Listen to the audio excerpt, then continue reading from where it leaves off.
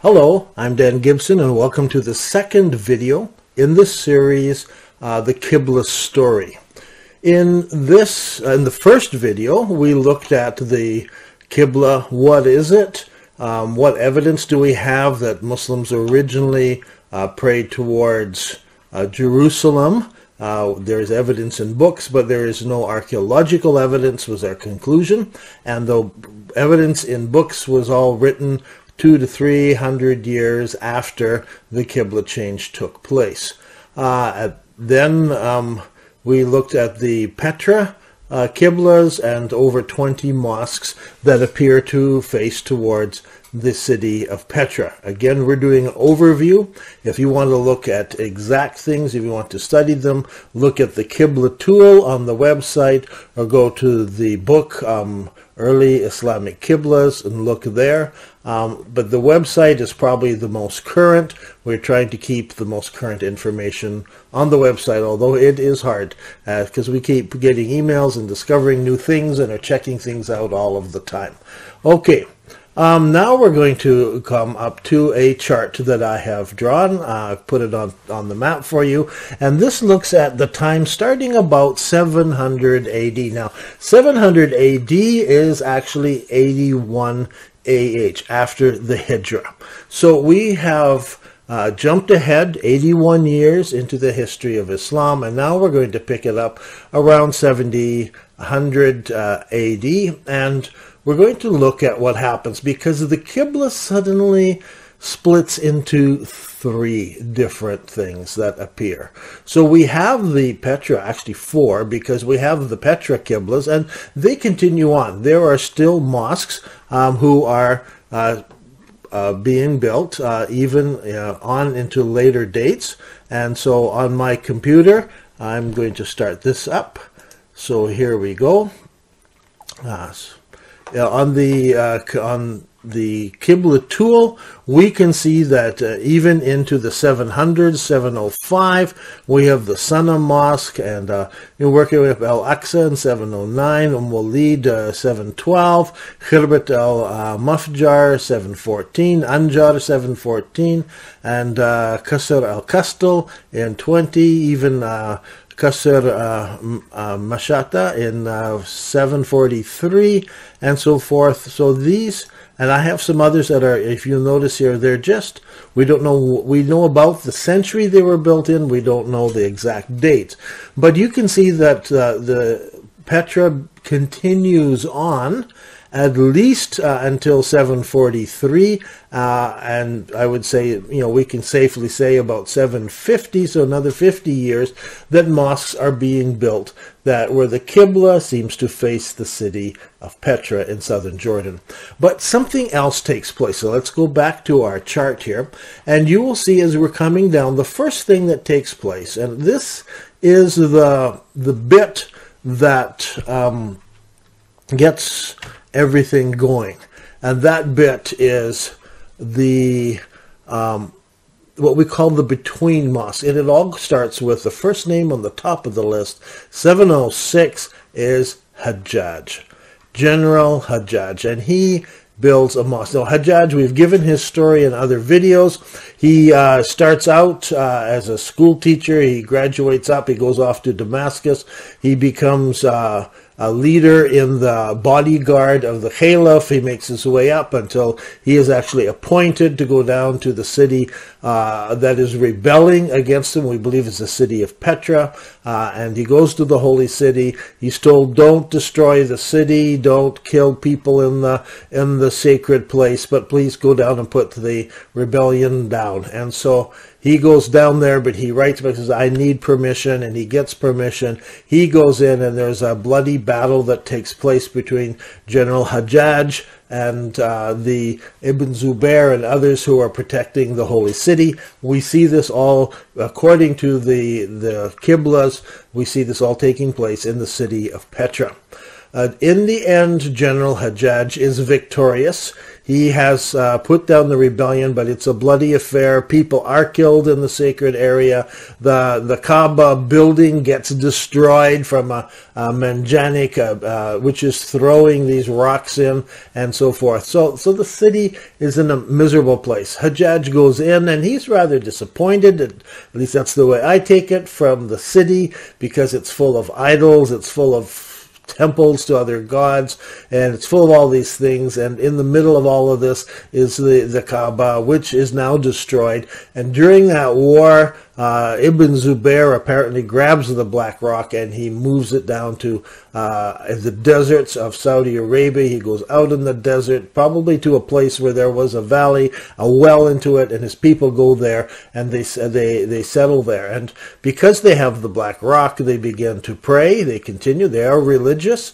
They are seeing themselves as defending the religion of Islam, and eventually they began to put that rock into a Kaaba building. They begin facing it, and then you begin getting the different, how would I describe this? The records of different pilgrimages taking place at the same time in Islamic history. Very unique that there would be several different pilgrimages, several different people leading them, and it seems to us that from looking at the Qibla directions we see in archaeology that this is taking place in different places. And so you have a rival city, and so the very first city was what we call Petra today. That was called different things, and we have a paper you can look at all the different names the city of Petra goes by, and we even have some people who have recorded that that city also went by the name of the mother of all cities was one of them. That's in the Petra Scrolls, which are the books there we'll look at in another series. It was called many different interesting names, but it was also called the city of Mecca by some of the people who lived there, and especially by the pagans who were in the city. And so it was what I would call Mecca number one. The Romans called it Petra, and so forth. Then they called it was also called the mother of all cities. There's other names that were used by them, so we can identify this, but it was also called the city of Mecca. Well, once General Hajjaj had destroyed the city, then he went on and he went down to Medina, and he destroyed a lot of things there and set up new governors. He ended up going back over into Iraq, and there he married the daughter of the Caliph, so he's now the son-in-law of the Caliph, and he is given the control, the Eastern Command, so all of the eastern part of Arabia and over into Iraq, he is put in control. So there are, the Caliph is at the top, he has several men underneath him who are leading different sections of the empire, and Hajjaj is there, and Hajjaj decides to build a monumental mosque, a great mosque that where he would pray at, which would be his mosque, and it would be known as his mosque. And so he begins to build this mosque. Now, the question comes here of dating, and so when you look at the list that I've put up, I've got 706 for this mosque. I'm just going to pull down on my thing here, but actually it says here 706 construction was started, but actually construction started in 702. I'm just looking at my timeline in the back of Quranic geography. It's a very handy timeline. So in 702, Hajjaj begins to build this mosque. So this is back in 83 after the Hijrah. So this is not long after the war. He begins to construct his mosque. And he chooses a very interesting Qibla. He doesn't face towards Petra, as all of the mosques had done so far. He doesn't face towards Mecca, which is the new direction that is being offered and where people should pray to. He chooses a different location, and he calls it the Wasat Mosque. Wasat in Arabic stands for between, or the middle. The middle or the between. So it's between two positions, or it's the middle of these. So depending on the word here, the word can be used as either way. It is the middle one. It is the between one. And so he has this between Qibla that he sets, and he points it between the two. And it's very interesting that mosque is completed in 706, and he has this Al-Walid, the Caliph, allows him to do it. And remember, he's married to this is his son-in-law, who's a very powerful military commander at this time.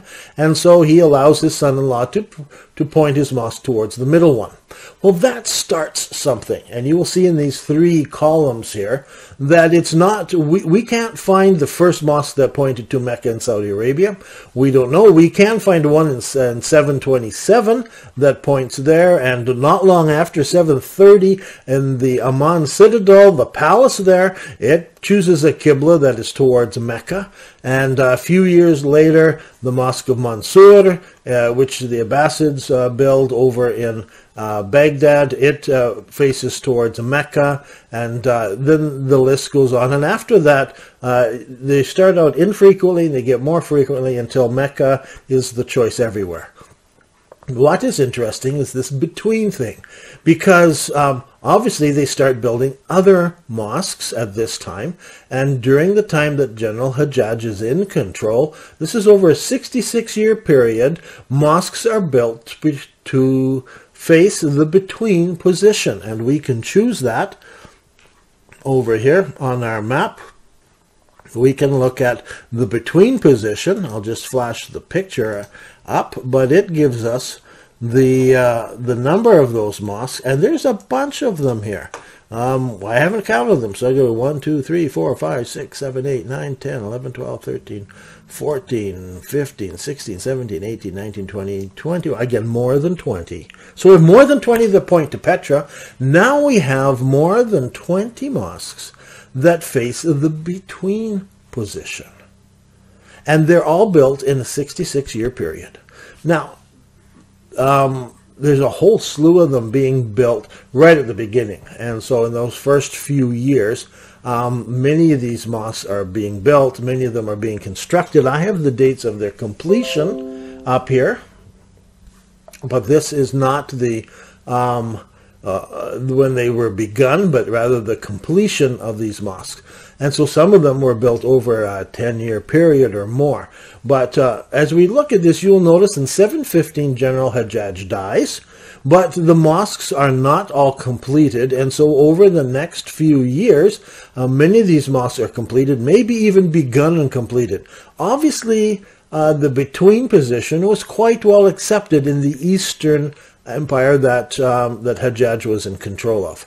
In the end, however, the Qibla, the between Qibla, was abandoned after Hajjaj dies and different things happen, and so it disappears, and the Qibla has been changed. Now, later historians who are writing about this, and they're not very much later, because Islamic rule in 750, remember we said 50 years, in 750 the Abbasid rule begins.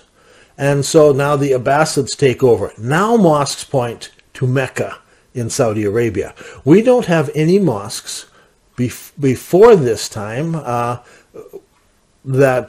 we have a couple. So I'll just back up. We have a couple of mosques before this time who point, under the Umayyad time, points to and prays towards Mecca and Saudi Arabia, including that mosque on the Amman Citadel, the palace there. So it's not the mosque, it's the palace, but the whole building is oriented towards Mecca and Saudi Arabia. So there is some, under the Abbasids, as they're breaking up, not the Abbasids, sorry, under the Umayyads, their theology seems to be breaking up. There are people pointing or facing different directions at the end of their control. And so when the Abbasids come in, they stepped down pretty hard on this whole thing, and they tried to clean it up, and so the between mosques disappear, and the other mosques start to face Mecca and Saudi Arabia. You even get places like the Wasit Mosque, the between mosque. They actually go in and destroy this mosque, knock it all down, level the ground, but they leave the foundation. They level the ground over and above it. Knock all the buildings down, level up, and they rebuild the mosque facing Mecca in Saudi Arabia. And it's not until the 1930s that archaeologists are digging, and they are looking at this mosque and the ruins of this early mosque, and they discover underneath it is a previous mosque, and its Qibla points somewhere out into the middle of Saudi Arabia And without realizing it, it comes evident this is a between mosque. There's a lot of arguing at the first. This must point to Jerusalem, and you'll find a lot of articles talking about this mosque. The early mosque pointed to Jerusalem, and so many people measured it and tried it, and said it does not point to Jerusalem. It doesn't even point to Petra. It points to a between position. And so I'm the one who came along some years ago, lined this up and said, look, there is a between position. It started with the between mosque, and there is even records of the written by the Abbasids a few years later, saying one of the great misdeeds of Caliph Walid and his family, referring to his daughter and his son-in-law, General Hajjaj, one of their great misdeeds was the setting of the between Qibla, or the Wasit Qibla. This was one of the great misdeeds of this Caliph. And so it's pinned on Al-Walid. He's the one who allowed all this to happen during his reign, which actually brought down the Umayyads in the end. They're disagreeing with each other, and they gave the rise to the Abbas family, who came from Humayma, which is near Petra. They had the people from Muhammad's family with them. They show up and they fight and they take over and say, we are the real family, we are based on the real thing, and so forth. But something happens, and I've got it over here. I'll slide it over. I want you to notice some events that take place here just beforehand.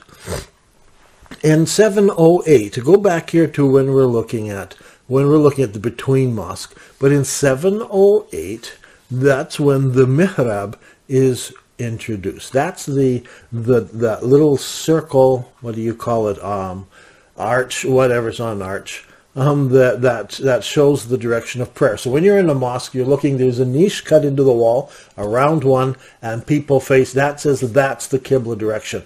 Before this, there was just a straight wall. It's not until 708.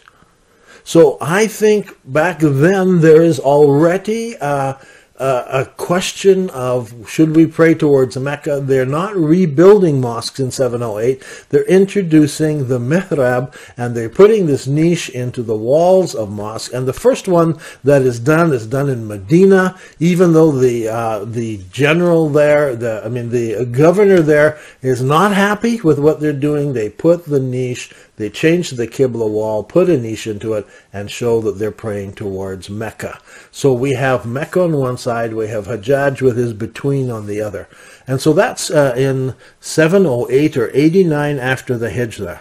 So, but mosques are still being built towards Petra at the same time as I go down.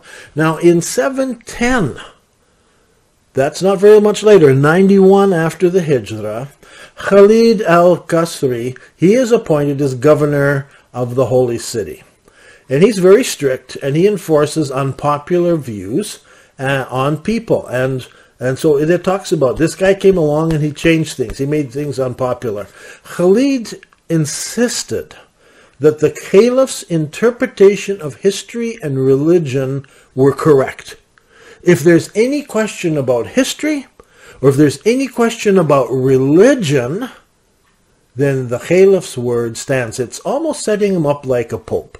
And when you have a question, he can stand up and speak, and whatever he decides, whatever he says, that is what the religion agrees to follow. So the caliph at that point is put in charge of religion and interpreting religion and history. Very, very important, because the caliph is now taking the lead. He says what goes on. Before this, there were the religious community that would gather, and the scholars, and they would discuss things. There were different schools of thought and different legal schools that had risen up and different teachings. But now the caliph is insisting he can interpret history and religion. Why history? Because there's this confusion that's going on. Which direction do we pray? Mosques are pointing here, mosques are facing here, mosques are facing here. And so the caliph says the final word. And that's when that idea is introduced by Khalid al-Qasri, who is the governor of Mecca, and he insists on this. And so the caliph is set up. Now, at this very same time, we start the 7/11. Now, this is the next year. We have the start of the fight for Spain and North Africa. And so that's when this whole thing begins there. So all we've introduced so far is the introduction of the between mosques and the introduction of the Mecca mosques. On the next video, we're going to look at what about the parallel mosques? Where did that come from? Actually, it's not the next video. We have one more in between. We have a question about China, because there are some mosques that are being built in China. And people argue, scholars say it's far too early, it couldn't have happened. The next video might be quite short, but I want to share with you some of the things I've discovered chasing down the China angle. And then the following video will be about parallel and how did they ever end up with the Qiblas that they did in Spain and North Africa. This is Dan Gibson, and we've been talking about the Qibla story.